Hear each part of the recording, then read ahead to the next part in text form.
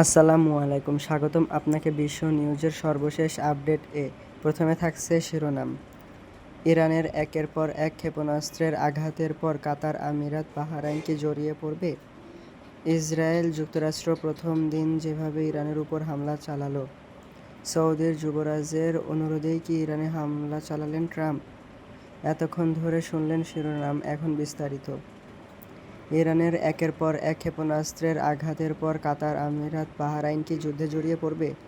Iran কর্তৃক Israel ও সংশ্লিষ্ট অঞ্চলগুলোতে একের পর এক শক্তিশালী ব্যালিস্টিক ক্ষেপণাস্ত্র হামলার পর পারস্য উপসাগরীয় দেশগুলোর নিরাপত্তা নিয়ে চরম উদ্বেগ তৈরি হয়েছে। কাতার, সংযুক্ত আরব আমিরাত এবং বাহরাইন এর মতো দেশগুলো ভৌগোলিকভাবে ইরানের অত্যন্ত নিকটে হওয়ায় এই দেশগুলো অনিচ্ছা সত্ত্বেও যুদ্ধের শিকারে পরিণত হতে পারে বলে ধারণা করা হচ্ছে। কি মামা? বিশেষ করে কাতারে অবস্থিত বিশাল মার্কিন সামরিক ঘাঁটি আল উদেইদ এবং বাহরাইনের মার্কিন পঞ্চম নৌবহরের সদর দপ্তর ইরানের সম্ভাব্য পাল্টা আক্রমণের মূল লক্ষ্যবস্তু হতে পারে। সংযুক্ত আরব আমিরাত ইতিমধ্যে তাদের আকাশসীমা সুরক্ষায় সর্বোচ্চ সতর্ক জারি করেছে, কারণ যেকোনো বিচ্যুত ক্ষেপণাস্ত্র বা ড্রোন তাদের বাণিজ্যিক শহরগুলোতে আঘাত হানার ঝুঁকি রয়েছে। উপসাগরীয় দেশগুলো দীর্ঘদিন ধরে এই অঞ্চলে একটি ভারসাম্যপূর্ণ পররাষ্ট্রনীতি বজায় রাখার চেষ্টা করলেও বর্তমান সংঘাতের তীব্রতার তাদের নিরপেক্ষ থাকাকে প্রায় অসম্ভব করে তুলেছে। যদি ইরান মনে করে যে এই দেশগুলোর মাটি ব্যবহার করে তাদের উপর হামলা চালানো হচ্ছে, তবে তারা সরাসরি কাতার বা আমিরাতের জ্বালানি অবকাঠামোগুলোতে আঘাত করতে পারে। আরব দেশগুলোর নীতি নির্ধারকরা এখন তেহরান এবং ওয়াশিংটন উভয়ের সাথেই পর্দার আড়ালে যোগাযোগ চালিয়ে যাচ্ছে, যাতে যুদ্ধ তাদের সীমানা পর্যন্ত না পৌঁছায় এবং পরিস্থিতি নিয়ন্ত্রণে থাকে।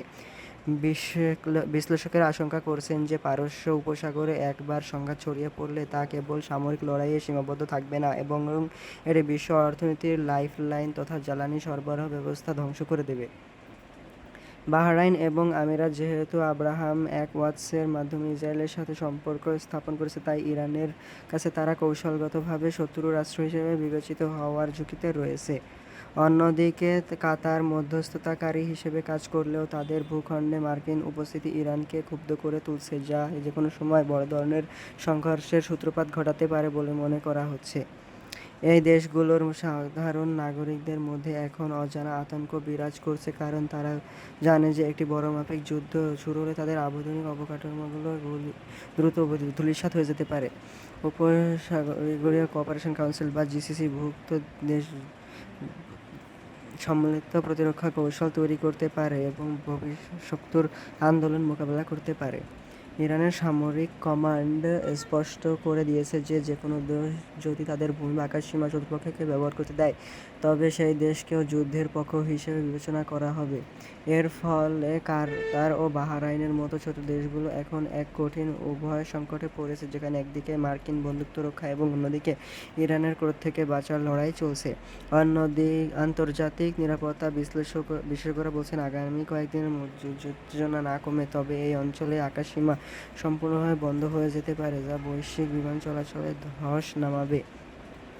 আমিরাত ও কাতার তাদের নিজস্ব আকাশ প্রতিরক্ষা ব্যবস্থা যেমন প্যাট্রিয়ট এবং থার্ড ক্ষেপণাস্ত্র ব্যবস্থাগুলোকে সক্রিয় করেছে, যাতে যেকোনো ধেয়ে আসা হামলা মাঝপথে রুখে দেওয়া সম্ভব হয়।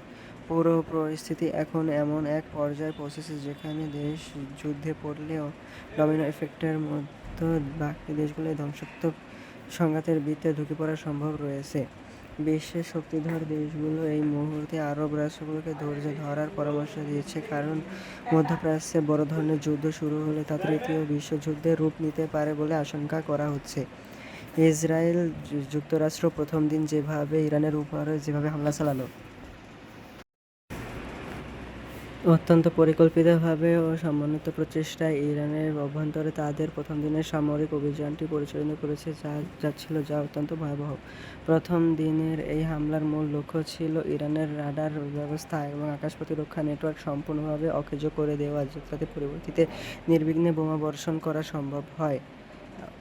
অত্যাধুনিক F-35 স্টেলথ ফাইটার বিমানগুলো কোনো ধরনের শনাক্ত ছাড়াই ইরানি আকাশসীমায় প্রবেশ করে তাদের গুরুত্বপূর্ণ কমান্ড সেন্টারগুলোতে নির্ভুলভাবে আঘাত হানে। হামলার শুরুতেই সাইবার আক্রমণের মাধ্যমে ইরানের সামরিক যোগাযোগ ব্যবস্থাকে বিচ্ছিন্ন করে দেওয়া হয়েছিল, যার ফলে তাদের সেনারা একে অপরের সাথে সমন্বয় করতে ব্যর্থ হয়।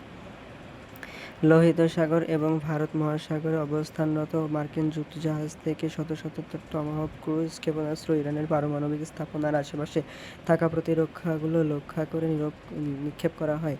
ইসরায়েলি বিমানবাহিনী ইরানের ভূগর্ভস্থ ড্রোন উৎপাদন কেন্দ্র এবং ব্যালিস্টিক মিসাইল স্টোরেজ সাইটগুলোতে বাংকার ব্লাস্টার বোমা ব্যবহার করে ব্যাপক ধ্বংসযজ্ঞ চালিয়েছে বলে জানা গেছে। যুক্তরাষ্ট্রের B-2 স্পিড বোমারু বিমানগুলো দূরপাল্লার মিশন সম্পন্ন করে ইরানের অত্যন্ত সুরক্ষিত এবং দুর্ভেদ্য পাহাড়ের নিচে অবস্থিত সামরিক ঘাঁটিগুলোতে বড় ধরনের বিস্ফোরণ ঘটায়। প্রথম দিনের এই অপারেশনে কয়েকশো সামরিক লক্ষ্যবস্তু ধ্বংস করার দাবি করেছে পেন্টাগন, যা ইরানের তাৎক্ষণিক পাল্টা আক্রমণ করাকে অনেকাংশে কমিয়ে দিয়েছে বলে মনে করা হচ্ছে। তেহরান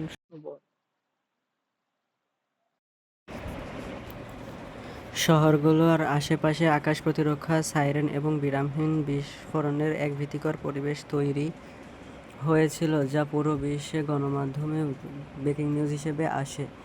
ইসরায়েল দাবি করেছে যে তাদের ইন্টেলিজেন্স বা গোয়েন্দা তথ্যের ভিত্তিতে এই হামলাগুলো চালানো হয়েছে, যা এতে বেসামরিক নাগরিকদের ক্ষয়ক্ষতির পরিমাণ সর্বনিম্ন পর্যায়ে রাখা সম্ভব হয়। কিন্তু ইরান দাবি করেছে যে এই হামলায় তাদের বেশ কিছু গুরুত্বপূর্ণ অবকাঠামো এবং বেসামরিক বসতি ক্ষতিগ্রস্ত হয়েছে, যার ফলে সাধারণ মানুষের মধ্যে ক্ষোভ ও অস্থিরতা বৃদ্ধি পেয়েছে। হামলার প্রথম পর্যায়ে ইরানের তেল শোধনাগার এবং বিদ্যুৎ উৎপাদন কেন্দ্রগুলোর কাছের এলাকাগুলোতে সতর্কতামূলক মহড়া চালানো হয়েছিল, যাতে কোনো বড় ধরনের বিপর্যয় না ঘটে।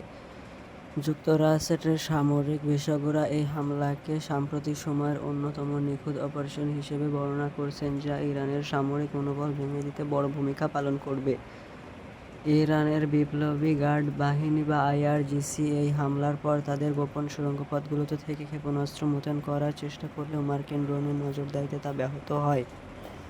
বিশ্বের বিভিন্ন দেশে হামলার গভীর উদ্বেগ প্রকাশ করে যে সরাসরি সার্বভৌমত্ব দেশে হামলা চলেছে বৈশ্বিক স্থিতিশীলতার জন্য চরম হুমকি স্বরূপ হতে পারে। প্রথম দিনের এই অভিযানের পর ইসরায়েলি প্রধানমন্ত্রী বেনিয়ামিন নেতানিয়াহু জাতির উদ্দেশ্যে দেওয়া ভাষণে বলেন যে এটি কেবল শুরু এবং ইরানের জন্য আরও বিস্ময় অপেক্ষা করছে। পুরো মধ্যপ্রাচ্য এখন এক আগ্নেয়গিরির উপর দাঁড়িয়ে রয়েছে, যেখানে প্রথম দিনের এই বিশাল হামলার পর ইরানের পক্ষ থেকে কী ধরনের প্রতিক্রিয়া আসে তা দেখার জন্য সবাই উদগ্রীব হয়ে আছে। সৌদি যুবরাজের অনুরোধেই কি তাহলে ইরানে হামলা চালালেন ট্রাম্প? আন্তর্জাতিক কূটনৈতিক মহলে এখন এক তীব্র বিতর্ক ও গুঞ্জন ছড়িয়ে পড়েছে যে সৌদি যুবরাজ মোহাম্মদ বিন সালমানের বিশেষ অনুরোধেই কি ডোনাল্ড ট্রাম্প ইরানে হামলা চালিয়েছেন। বিভিন্ন গোয়েন্দা সূত্র এবং রাজনৈতিক বিশ্লেষকদের মতে রিয়াদ ও ওয়াশিংটনের মধ্যে সাম্প্রতিক সময়ে হওয়া গোপন আলোচনার কেন্দ্রবিন্দুতে ছিল ইরানের ক্রমবর্ধমান আঞ্চলিক প্রভাব খর্ব করা।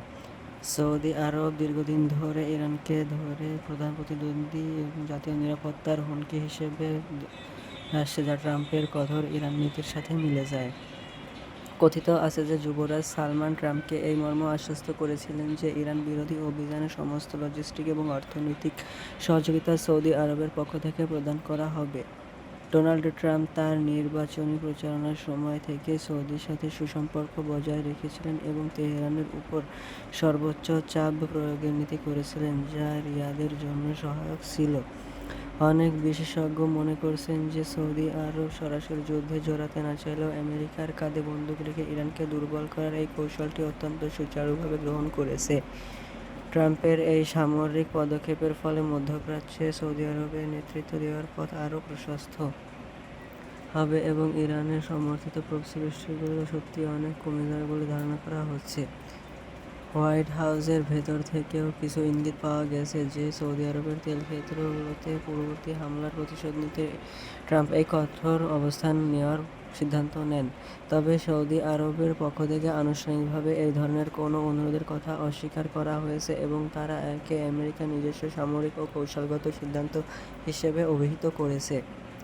বিরোধীরা সমালোচনা করে বলেছেন যে ট্রাম্প মার্কিন সামরিক বাহিনীকে সৌদি আরবের ভাড়াটে সৈন্য হিসেবে ব্যবহার করছেন, যা আমেরিকার পররাষ্ট্রনীতির জন্য একটি কালো অধ্যায় হয়ে থাকবে। অন্যদিকে ট্রাম্পের সমর্থকেরা মনে করেন যে মধ্যপ্রাচ্যে দীর্ঘস্থায়ী শান্তি বজায় রাখতে হলে সৌদি আরবকে শক্তিশালী সাথে করা জরুরি ছিল।